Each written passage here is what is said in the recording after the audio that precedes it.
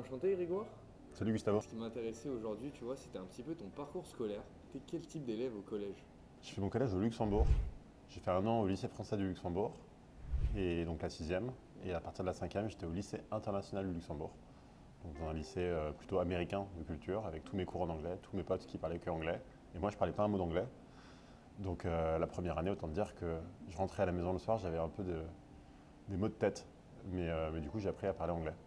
Et globalement, mes deux premières années là-bas, donc mon année de cinquième et de quatrième, ont surtout été dédiées à apprendre l'anglais. J'apprenais pas grand-chose d'autre puisque je comprenais pas ce que disaient mes profs. C'est quoi ta mentalité à ce moment-là? C'est un peu perturbant, mais bon, l'objectif c'était d'apprendre l'anglais, donc bien, c'était une bonne façon d'apprendre l'anglais. Franchement, j'ai pas eu le choix. C'était intense, mais je le regrette pas parce que naturellement, je suis plutôt mauvais en langue, tu vois.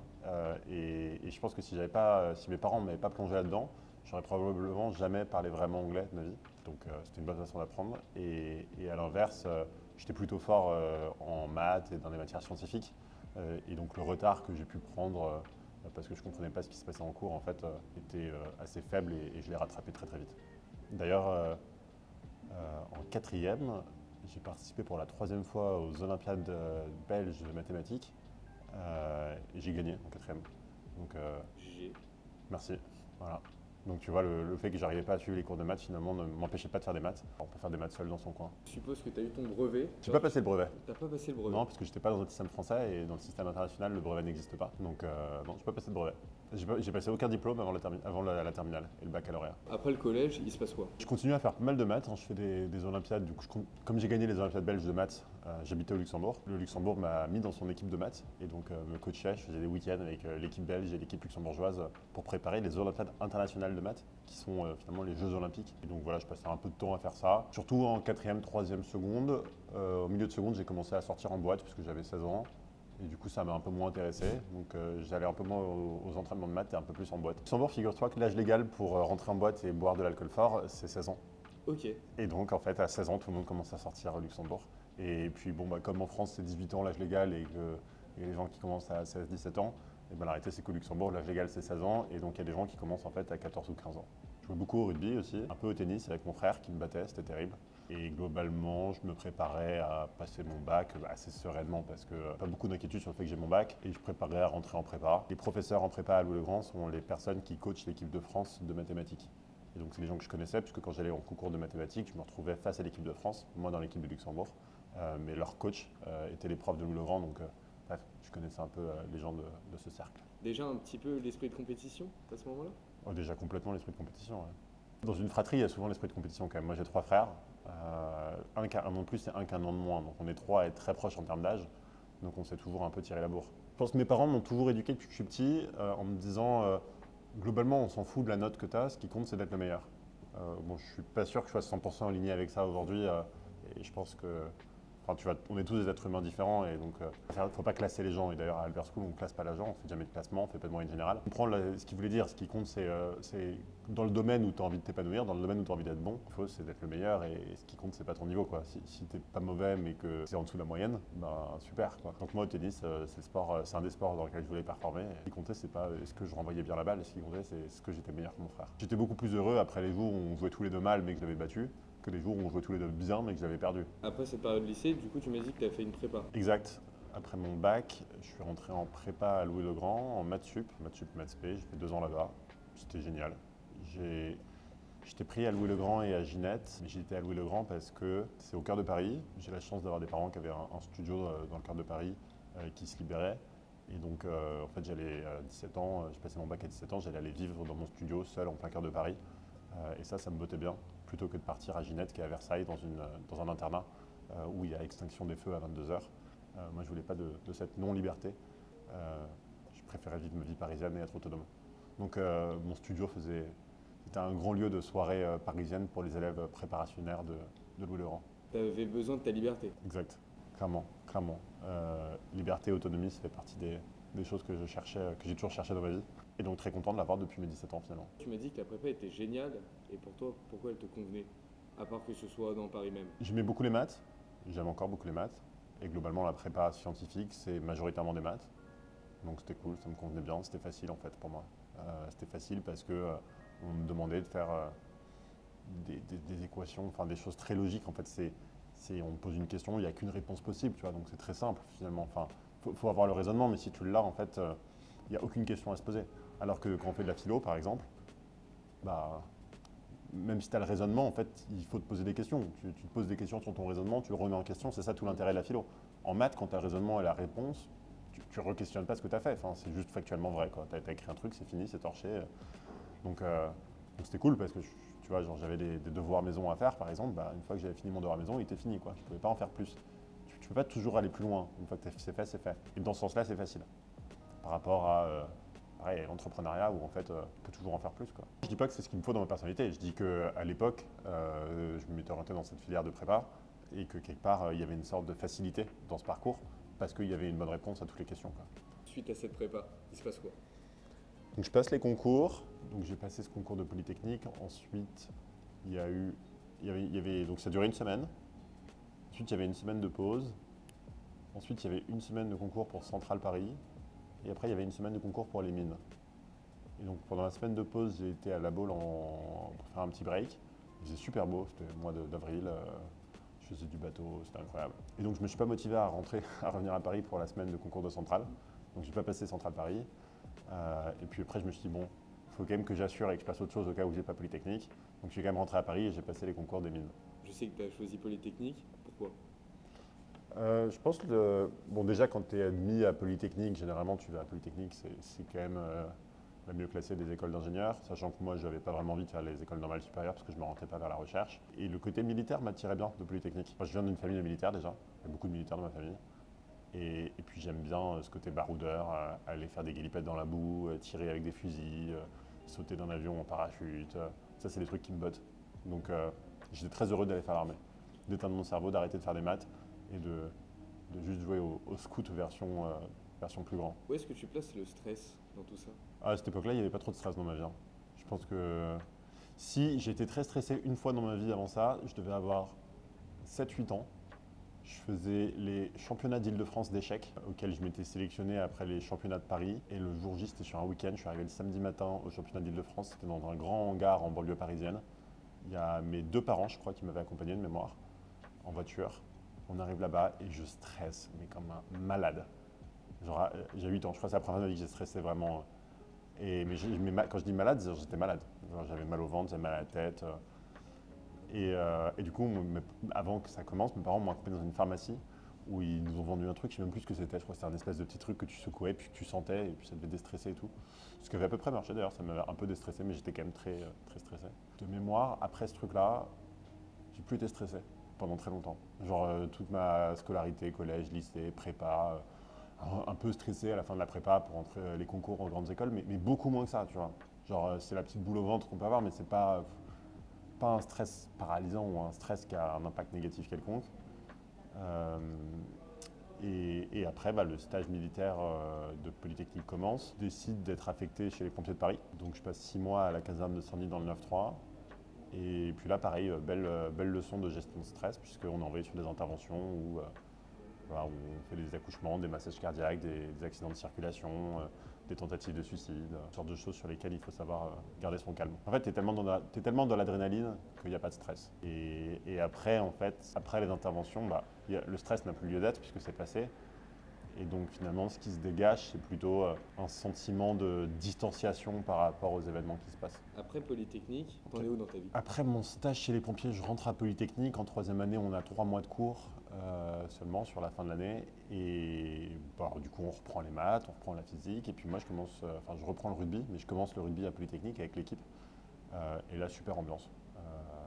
On vit en fait à l'X par section sportive. Donc moi, je vis avec uniquement l'équipe de rugby. On a notre propre bâtiment presque.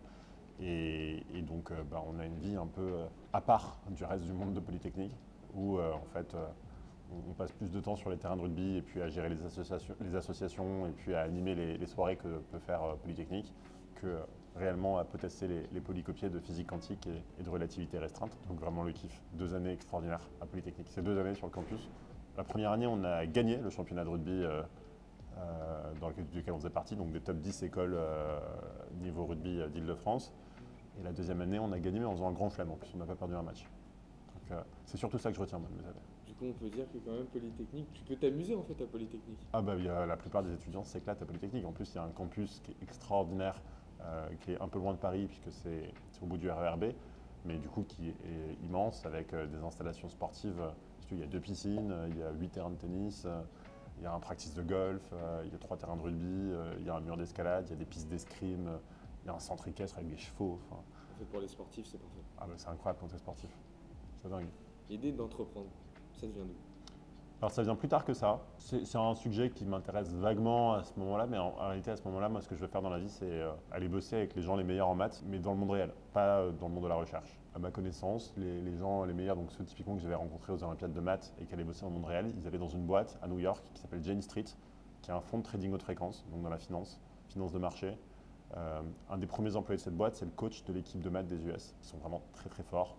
L'ambiance, c'est plus une ambiance à la Google qu'une ambiance à la Goldman Sachs.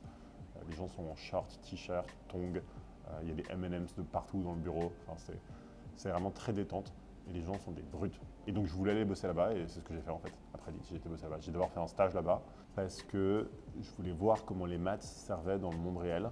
Et je me suis dit que la meilleure façon de faire ça, c'est d'aller voir ce que font les meilleurs en maths dans le monde réel. Intellectuellement, c'était hyper intéressant, mais ça restait un peu loin du monde réel pour moi. C'est-à-dire que, ok, ils faisaient des maths et ok, ça avait une utilité dans le vrai monde, entre guillemets, puisque ça servait à faire marcher les marchés financiers, mais c'était un peu des métiers de technicien, là où moi j'avais plutôt envie d'avoir un métier de généraliste, de ne pas être expert sur un domaine, mais de voir plein de choses, de toucher à plein de choses.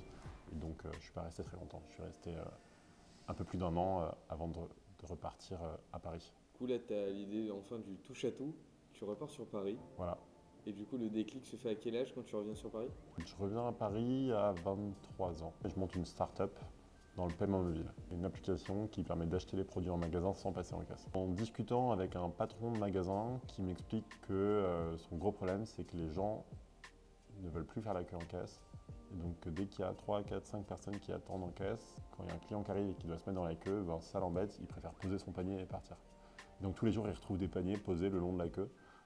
Abandonné. Je me dis, c'est quand même du chiffre d'affaires net de perdu. Quand on m'expose un problème, j'ai besoin de trouver une solution. Donc, je me suis penché dessus. Et c'est ça qui m'a poussé à cette idée de faire ce qu'on appelle du scan and go, donc d'utiliser son téléphone pour s'encaisser soi-même. Du coup, je m'associe avec des gens qui ont plus de compétences que moi.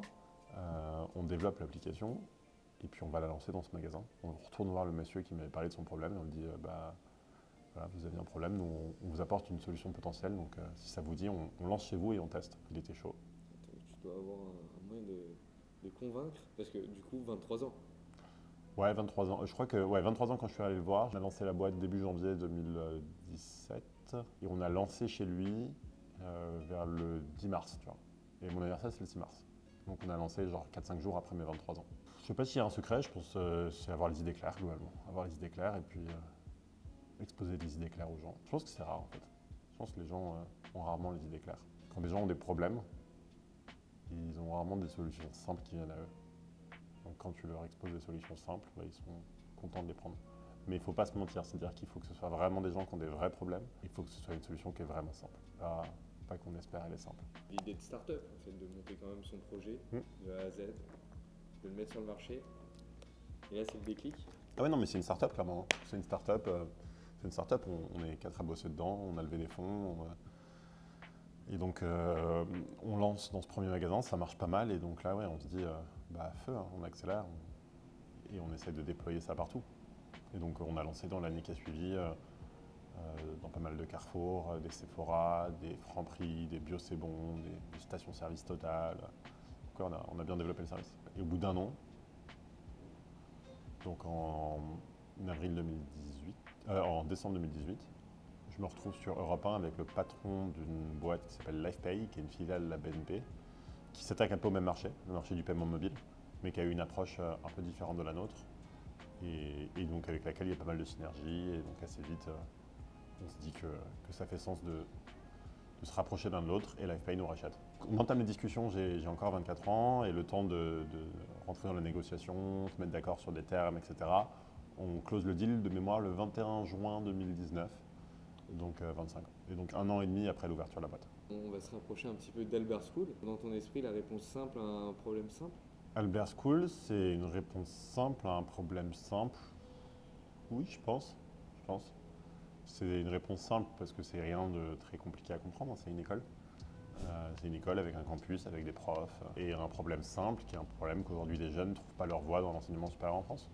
Plein de jeunes qui ne savent pas quoi faire, et plein de jeunes qui en ont marre de faire des trucs qui ne comprennent pas à quoi ça sert. Il y a plein de jeunes qui hésitent entre une école de commerce et une école d'ingénieur, et qui se disent je ne sais pas lequel de ces deux trucs je suis. On me force à aujourd'hui me dire que je suis un des deux, mais je ne sais pas. Et donc, réponse simple, en fait, il n'y a pas que ces deux cases. Tu peux être un peu entre les deux. Du coup, ce qui est quand même intéressant, tu as été convaincu par tes études. Moi, Ouais. convaincu par. J'ai aimé mes études, tu veux dire. Ouais. Ah, j'ai adoré mes études. Ouais. Et tu vois, tu réfléchis quand même à des personnes qui ont une problématique sur leurs études. J'ai adoré mes études, mais je suis pas. C'est pas parce que je les ai aimées que c'était forcément les meilleures études pour arriver à ce que j'aurais voulu faire. J'ai aimé mes études parce que je suis intéressé par plein de choses, que j'avais des super profs, que c'était passionnant, que je suis curieux. Mais globalement, j'ai pas du tout développé les compétences qui m'auraient permis d'être un bon entrepreneur.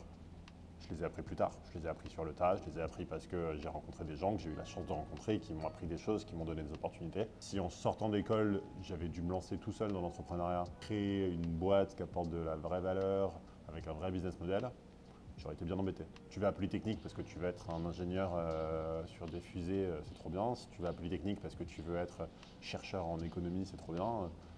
Si tu vas à Polytechnique parce que tu veux être entrepreneur, je sais pas. Je pense qu'à Albert School, du coup, entreprendre, ça peut avoir sa place. Tu apprends ce que c'est qu'une boîte, tu apprends ce que c'est qu'une organisation, tu apprends ce que c'est que de créer de la valeur. Puis tu apprends après tous les outils qu'on a créés, qu'on a inventés pour mesurer, performer dans ce genre de choses. Donc la finance, le marketing, la stratégie, la data. Mais tout ça, c'est des choses qu'on a inventées pour finalement comprendre un concept qui est qu'est-ce que c'est qu'une organisation et qu'est-ce que c'est que de la création de valeur au sein de ces organisations. Pour les étudiants, je pense qu'Albert School a l'avantage d'être très pratique, de les exposer à énormément d'entreprises, à énormément de cas concrets, ce qu'on appelle les business deep dive ici, que tous leurs professeurs sont en fait des professionnels qui sont issus de postes de haut niveau dans des boîtes compétitives. Et donc, en fait, quand ils sont ici, c'est un peu comme s'ils bossaient. Sauf qu'ils n'ont pas vraiment de responsabilité, donc ils peuvent se louper, donc c'est cool. Mais ce qu'ils font, c'est hyper concret. Donc oui, ils apprennent sur le tas, puisqu'à Albert School, ils sont sur ce tas-là, comme tu dis. Entreprendre, c'est proposer quelque chose de nouveau qui va apporter de la valeur. Entreprendre, c'est vouloir apporter de la valeur à quelqu'un en résolvant un problème, et donc en y apportant une solution relativement simple généralement. Et alors quelqu'un qui veut faire ça, moi le conseil que je lui donnerais, c'est de dire, si tu veux apporter de la valeur à quelqu'un qui a un problème, lui, il doit être prêt, si c'est vraiment un problème pour lui et que tu lui apportes vraiment de la valeur, il doit être prêt à te donner une partie de cette valeur. Généralement, c'est sous forme d'argent. Moi, mon conseil, c'est pour vérifier que tu as une vraie solution, un vrai problème, va facturer des gens. L'entrepreneuriat, le plus dur, et c'est le plus dur d'entrepreneuriat, c'est d'aller facturer des gens, de faire du chiffre d'affaires. J'ai beaucoup d'étudiants qui veulent être entrepreneurs ici à Albert School, et il y en a peu qui facturent des gens, tu vois. Alors qu'ils essayent de se lancer, mais ils se disent bon, on va faire un site web, on va développer un produit, on va faire des flyers qu'on va aller distribuer, on va faire des études de marché, on va faire un business plan, on va faire un deck. Il y a énormément de choses que tu peux faire dans une boîte qui ne sont pas aller facturer un client. Mais toutes ces choses-là, tu peux tourner en rond pendant des années pour faire tout ça.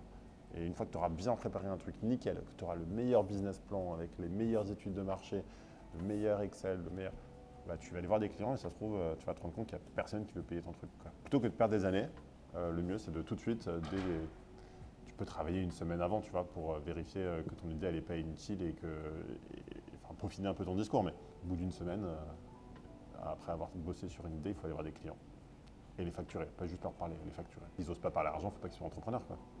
Tu vois. Et franchement, l'entrepreneuriat n'est pas fait pour tout le monde. L'entrepreneuriat est fait pour une toute petite partie de la population et heureusement. T'imagines s'il y avait la moitié des gens dans le monde qui étaient entrepreneurs, ça ne marcherait pas.